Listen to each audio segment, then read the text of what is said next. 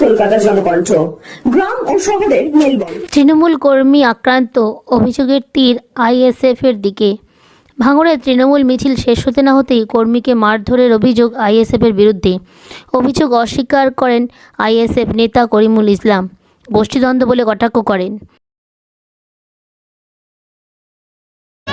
আরে আমরা বলেছি যে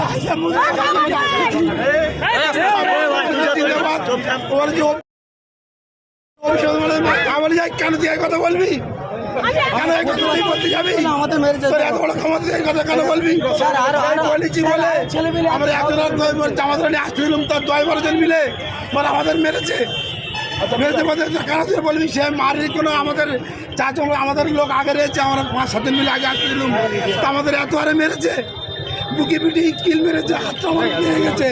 তার লোক বলতে তোরা ছোট, আমাদের এই একটা ভাই ভিডিও করে তার ফোন পরে বলে ক্যান্ডে তোরা ভিডিও কর বা ভিডিও সব কেটে দিয়েছে। তাহলে আমরা দাদা সৈনিক হয়ে আমরা কে কে আগামী দিনে লড়বো, আমরা তো মমতা ভারতের সৈনিক, তা আমরা কে কে লড়বো, আমরা কি কে এগিয়ে যাবো।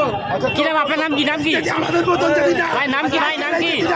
বিচার হয় আমরা জীবন, আমার নাম সুজিত। কিন্তু ওরা এই ধরনের কাজ যত বেশি করবে তত বেশি তৃণমূল কংগ্রেসের ভূমিকা উচিত হবে। এই নাটকগুলো থেকে শুরু করে প্রচুর মানুষ আজকে এসছে, ওদেরই কার্যকলাপ সাধারণ মানুষ মেনে নেয় এবং ওরা যতই চক্রান্ত তো অস্বীকার করছে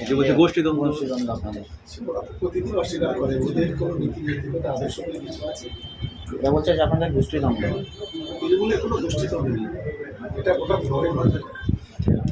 ক্যামেরায় আতাউর রহমান, সঙ্গে কাজী হাফিজুল। Report news Kolkata.